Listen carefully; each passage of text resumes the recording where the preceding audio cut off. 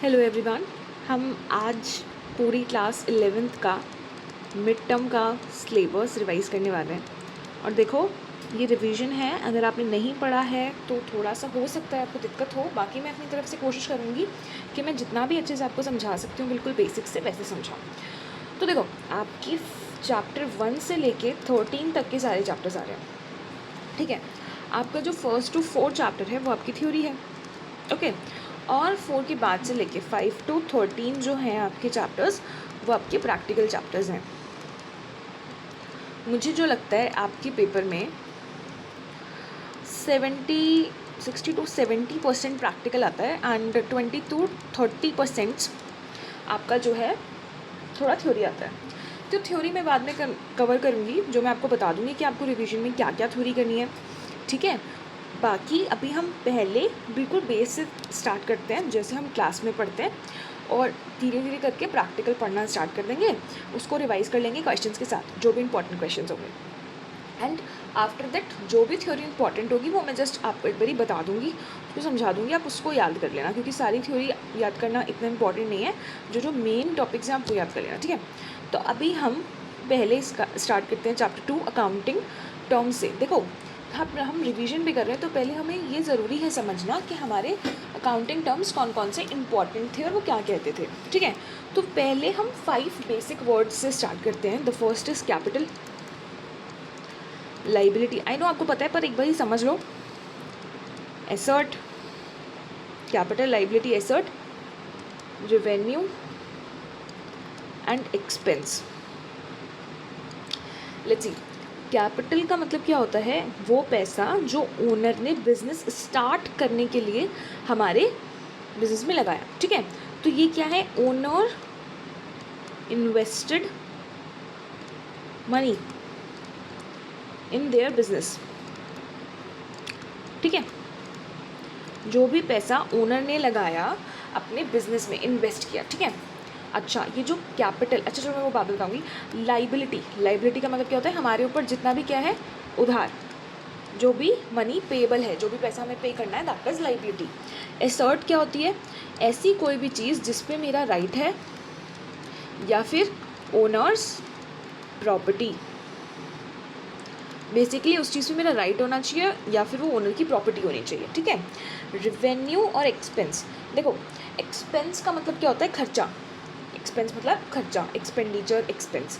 Revenue का मतलब जो टोटल पैसा मैंने कमाया। ठीक है, अब इसको मैं आपको रिवेन्यू और एक्सपेंस को अच्छे से समझाती हूँ। और इधर देखो, जस्ट सपोज कि आपको एक चीज़ बनाने में आपकी कॉस्ट आई 100 रुपये।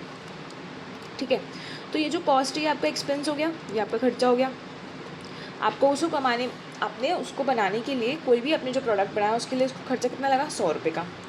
अब जब आप उसे मार्केट में बेचने गए, तो जब वो बिकी, तो आपको उससे सेल प्राइस जो मिला, आपको उसे बेच के जो मिला, जैसे सपोज आपको 120 रुपये मिल गए, तो ये जो टोटल 120 रुपये मिले, ये क्या है? आपकी रिवेन्यू। इसको हम क्या बोलते हैं? रिवेन्यू।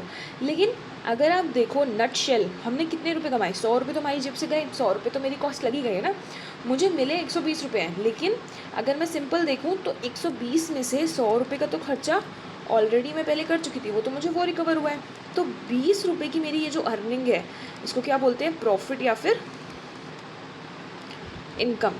इट मीन्स कि रिवेन्यू अलग होती है और प्रॉफिट और इनकम अलग होती है। रिवेन्यू टोटल अर्निंग होती है। रिवेन्यू क्या होती है? टोटल पैसा जो भी मुझे मिला, उसके अंदर कॉस्ट इंक्लूडेड है। रिवेन्यू के अंदर क्या है? कॉस्ट इंक्लूडेड होती है।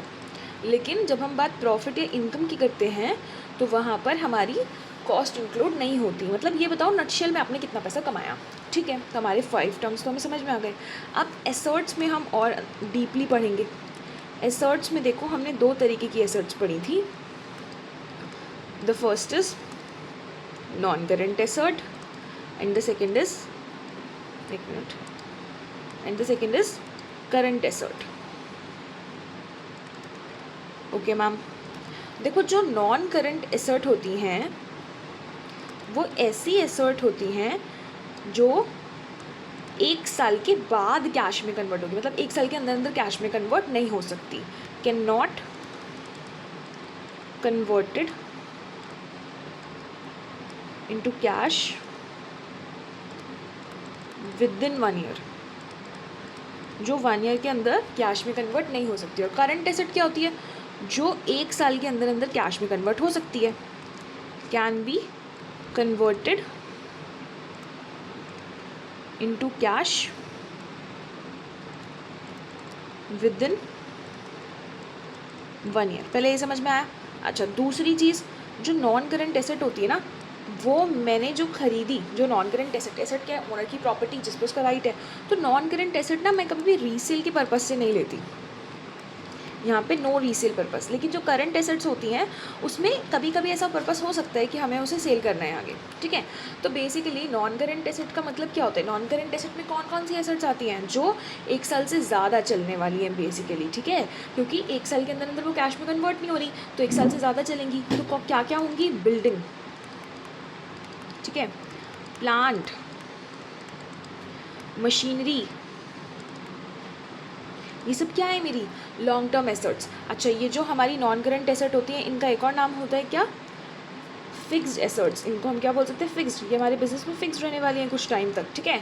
और जो करंट एसेट होती हैं, करंट एसेट कौन कौन सी होती हैं, जो 1 साल के अंदर क्या कन्वर्ट हो जाएंगी कैश के अंदर। देखो, कैश इटसेल्फ कैश में कन्वर्टेड है। अच्छा, स्टॉक, स्टॉक देखो मैंने रीसेल पर्पज़ के लिए लिया है ना, यहाँ पे मुझे इसको बेचना है, मैंने ख़रीदा और फिर मुझे बेचना है। लेकिन क्या ये जो बिल्डिंग, प्लांट, मशीनरी मैंने ये ली थी, क्या मुझे ये बेचनी थी, नहीं, है ना। यहाँ पे फर्नीचर भी आ सकता है, ठीक है। लेकिन अगर हमारा फर्नीचर का ही बिज़नेस हो और अगर हमने ख़रीदा और उसे हमें बेचना है, तो फिर वो करंट एसेट कन्वर्ट होगी। लेकिन उस फर्नीचर के बिज़नेस में भी जो फर्नीचर मैं यूज़ कर रही हूँ अपने बैठने के लिए, अपने काम के लिए, तो वो मेरा क्या कंसीडर होगा, नॉन करंट एसेट, ठीक है। तो कैश हो गया, स्टॉक हो गया, डेटर्स, डेटर्स कौन होते हैं बताओ, डेटर्स वो होते हैं जिन्हें, बताओ, जिनसे पैसा लेना होता है। डेटर्स होते हैं जिनसे पैसा लेना होता है, हमें पैसा मिलेगा, ओनर को पैसा मिलेगा उनसे, ठीक है। एक तो कैश हो गया, स्टॉक हो गया, डेटर्स हो गया। स्टॉक का हम गुड्स भी बोल सकते हैं और इन्वेंट्री भी बोल सकते हैं, ठीक है। और भी बहुत सारी हो सकती है। अच्छा, एक और हो सकती है आपकी बिल्स रिसीवेबल, बिल्स रिसीवेबल। अच्छा, एसर्ट में भी हमने देखा था कि ये जो एसर्ट होती हैं ये 2 तरीके से और क्लासीफाई हो सकती हैं, टेंजिबल और इनटेंजिबल। टेंजिबल और इनटेंजिबल का मतलब क्या है, टेंजिबल मतलब ऐसी एसर्ट विच कैन बी टच, जिसको हम टच कर सकते हैं और जिसको हम देख सकते हैं, विच कैन बी सीन, जिसको हम टच कर सकते हैं, जिसको हम देख सकते हैं। इनटेंजिबल एसेट्स कौन सी होती हैं, जिसको हम टच नहीं कर सकते, no touch, can not be touch, can not touch, है ना, और जिसको हम देख भी नहीं सकते। अच्छा, इनटेंजिबल एसेट्स के हमारे पास एग्जाम्पल क्या क्या थे, goodwill, copyright, patent, trademark, computer software, है ना। देखो मैं बताती हूँ आपको, गुडविल का मतलब क्या होता है, मार्केट में मेरी कितनी रेपुटेशन है, ठीक है। जैसे मानो मैं बात करती हूँ रिलायंस की, रिलायंस जियो की, तो उसकी मार्केट में एक रेपुटेशन है ना, तो उसकी गुडविल बन चुकी है। क्या मैं उसे देख सकती हूँ कि उसकी मार्केट में कितनी गुडविल है, नहीं, लेकिन उसकी मार्केट में गुडविल है, तो वो हमारी एसेट है, लेकिन हम उसको देख नहीं सकते, हम उसको टच नहीं कर सकते, तो वो क्या हो गई, हमारी इंटेंजिबल एसेट। ऐसी कॉपीराइट, अगर हम किसी और का सामान यूज़ करते हैं, जो जैसे म्यूज़िक पे कॉपीराइट्स आता है, वो उसने बनाई थी चीज़, है ना, तो उसका राइट उसके पास है, लेकिन हम वो चीज़ यूज़ कर रहे हैं, तो हम उसको कॉपीराइट करा के रखते हैं, ठीक है, तो वो भी चीज़ दिखती नहीं है। ऐसे ही पेटेंट, अगर आपने कोई इन्वेंशन करी है तो उस पर आप पेटेंट करा लेते हो, तो वो चीज़ दिख नहीं रही, लेकिन वो हमारी एसेट है ना। इसी ट्रेडमार्क, ठीक है, जैसे आपने देखा होगा बहुत सारी ब्रांड्स होती हैं जिनके कुछ ना कुछ सिंबल्स होते हैं, तो उसको हम ट्रेडमार्क बोलते हैं। कंप्यूटर सॉफ्टवेयर, कंप्यूटर एसेट है, वैसे तो वो एसेट है, लेकिन कंप्यूटर के अंदर आप अगर सॉफ्टवेयर डलवाते हो ना, उनके भी बहुत पैसे लगते हैं, तो वो अलग से हमारी एसेट है, ठीक है। तो पहले एसेट समझ में आ गई आपको सारी, चलो हम अब आगे चलते हैं। अब हम बात करते हैं लाइबिलिटी की। ऐसे ही लाइबिलिटी भी हमारी 2 तरीके की होती है, the one is non current liability and the second is current liability. Non current liability का मतलब क्या था, उधार। अब ऐसा उधार है जो मुझे 1 साल के अंदर अंदर चुकाना है, और एक ऐसा उधार है जो 1 साल के बाद भी चुका सकते हैं। तो नॉन करंट लाइबिलिटी क्या होती है, जो liability can be paid after 1 year, ठीक है। और करंट लाइबिलिटी कैसी होती है, पेबल विद इन 1 ईयर, ये मुझे 1 साल के अंदर अंदर पैसा पे करना पड़ेगा। अब देखो इसकी एग्जांपल्स क्या हैं, जो नॉन करंट लाइबिलिटी है वो क्या हो गए, long term loans, bank loans, है ना, बैंक से लॉन्ग टर्म्स लोन्स होते हैं, बैंक लोन्स होते हैं, ये आपके नॉन करंट लाइबिलिटी हो गई, ये 5 साल 10 साल ऐसे होते हैं। अच्छा, करंट लाइबिलिटी क्या हो गई आपकी, क्रेडिटर्स, है ना, पढ़ा है हमने क्रेडिटर्स। क्रेडिटर्स कौन होते हैं, जिन्हें हमें पैसा देना होता है। उसके बाद बैंक ओवरड्राफ्ट, जिसको हम बैंक ओडी भी बोलते हैं, बैंक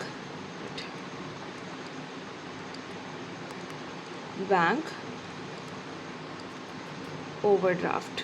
बैंक ओवरड्राफ्ट क्या होता है, जस्ट सपोज हमारे बैंक में 50,000 रुपये थे, लेकिन बिजनेस बैंक जो होते हैं उनको क्या होती है, एक अपॉर्चुनिटी मिलती है कि आप अपने बैंक से जितने आपके बैंक में पैसे हैं उससे ज़्यादा पैसे निकाल सकते हो। कौन से बैंक्स, मतलब कौन से अकाउंट में मिलती है, हमारे करंट अकाउंट पे, क्योंकि वो हमारे बिजनेस बैंक के अकाउंट्स होते हैं, ठीक है। तो 50,000 से ज़्यादा भी आप पैसे निकाल सकते हो। जो सपोज आपने 70,000 रुपये निकाल लिए, तो 20,000 रुपये की आपके ऊपर क्या आ गई, लाइबिलिटी, जिसको हम क्या बोलते हैं, बैंक ओवरड्राफ्ट, ठीक है। अच्छा, एक और क्या हो सकती है, बिल्स पेबल, समझ आया ये, ठीक है। अब हमारी एसेट्स, तो अब हमारी अकाउंटिंग टर्म्स में हमने 5 टर्म्स समझ ली है ना, प्रॉफिट और इनकम भी समझ ली। अब कुछ और इंपॉर्टेंट टर्म समझ लेते हैं। ड्राइंग का मतलब क्या होता है, जब भी ऑनर विड्रॉ करता है, ऑनर क्या करता है, withdraw money for his personal use, जब भी ऑनर ने पैसा विड्रॉ किया अपने पर्सनल यूज़ के लिए, ठीक है। तो जब भी ऑनर अपने पर्सनल यूज़ के लिए पैसा विड्रॉ करता है तो उसकी कैपिटल क्या होगी, बताओ, उसकी कैपिटल कम हो जाएगी। जस्ट सपोज उसने अपने बिजनेस में 50,000 रुपये की कैपिटल लगाई थी, लेकिन उसको अपना पर्सनल काम था तो उसने 1,000 रुपये निकाल लिए, तो बताओ उसकी कैपिटल कितनी रह गई, 49,000। Very good. अब आगे चलते हैं, आगे बताओ और कौन कौन से टर्म्स थे। देखो, अब इसमें सबसे इंपॉर्टेंट टर्म जो होती है परचेज़ और सेल। देखो अकाउंट्स में ना ये परचेज़ और सेल वर्ड हमेशा हमारे उसी चीज़ के लिए यूज़ होता है जिस चीज़ का हम बिज़नेस करें। परचेज़ मतलब सामान का खरीदना, और सेल मतलब बेचना, ठीक है। तो कोई भी नॉर्मली सामान खरीद रहे हैं, नॉर्मली सामान बेच रहे हैं, तो परचेज सेल वर्ड यूज़ नहीं करेंगे। परचेज और सेल वर्ड का मतलब क्या है, मैं वो ही सामान खरीद रही हूँ जिसका मैं बिज़नेस करती हूँ। अगर मानो कल को चल के मेरा बिज़नेस शूज़ का है, तो मैं ये नहीं बोलूँगी परचेज शूज़, मैं सिंपल बोल सकती हूँ परचेज़। तो परचेज़ वर्ड क्या डिनोट करता है कि मैंने शूज़ ही परचेज़ किए होंगे। ऐसे ही अगर मैं सेल वर्ड यूज़ करती हूँ तो वो सेल वर्ड केवल किसके लिए यूज़ होता है, मेरा मान लो शूज़ का बिज़नेस है, मैं सेल बोल रही हूँ, तो शूज़ की ही सेल की वहाँ पर बात हो रही है, ठीक है। अगर मैंने कल को फर्नीचर खरीदा तो मैं क्या बोलूँगी, परचेज़ फर्नीचर। लेकिन अगर मैंने शूज़ खरीदे तो खाली मैं परचेज़ वर्ड भी बोल सकती हूँ। अब अगर हमारा बिज़नेस ही फर्नीचर का है, ठीक है, और तब अगर मेरा फर्नीचर का ही बिज़नेस है तो तब भी मैं उसके लिए परचेज़ वर्ड ही यूज़ करूँगी। और मैं क्या समझ जाऊँगी कि मेरा फर्नीचर का बिज़नेस है ना, तो मैं परचेज़ वर्ड उसी के लिए यूज़ कर रही हूँ, ठीक है। लेकिन अगर मैं अपने बिज़नेस के लिए फर्नीचर कर रही हूँ यूज़ करने के लिए, तो फिर मैं क्या बोलूँगी, परचेज़ फर्नीचर। समझ आई ये बात आपको। ऐसी सेल का, अब देखो आपकी जो सेल होती है, आपकी जो क्या बता रही थी मैं, हाँ, आपकी जो परचेज़ होती है वो 2 तरीके की हो सकती है, कैश परचेज़ और क्रेडिट परचेज़। कैश परचेज़ मतलब मैंने सामान खरीदा और पैसे दे दिए। क्रेडिट परचेज़ मतलब मैंने सामान खरीदा पर अभी तक पैसे नहीं दिए, मुझे भी पैसे देने हैं। तो जिसको पैसे देने हैं वो क्या बन गया, क्रेडिटर, ठीक है। जस्ट सपोज आप मिस्टर एक्स हो, आपने वाई से 50,000 रुपये का सामान खरीदा पर आपने अभी तक उसको पैसे नहीं दिए, तो वाई आपके लिए क्या बन गया, क्रेडिटर बन गया, ठीक है। ऐसे ही सेल भी आपकी 2 तरीके की हो सकती है, कैश सेल और क्रेडिट सेल। देखो बहुत बच्चे ना क्रेडिट और क्रेडिटर में कंफ्यूज रहते हैं। क्रेडिट मतलब उधार, क्रेडिटर मतलब जिसको पैसे देने हैं, ठीक है। तो देखो कैश सेल मतलब आपने सामान बेचा और आपको पैसा मिल गया। क्रेडिट सेल मतलब आपने सामान बेचा पर अभी तक पैसे नहीं मिले, आपको पैसे मिलने हैं, तो ये कौन बन जाएगा? डेटर, क्योंकि इसको पैसे देने हैं। ठीक है, समझ आई ये बातें सारी? बताओ, हमने बहुत सारी टर्म्स पढ़ ली, और बताओ और कौन कौन सी टर्म्स होती हैं। देखो, इंसॉल्वेंट,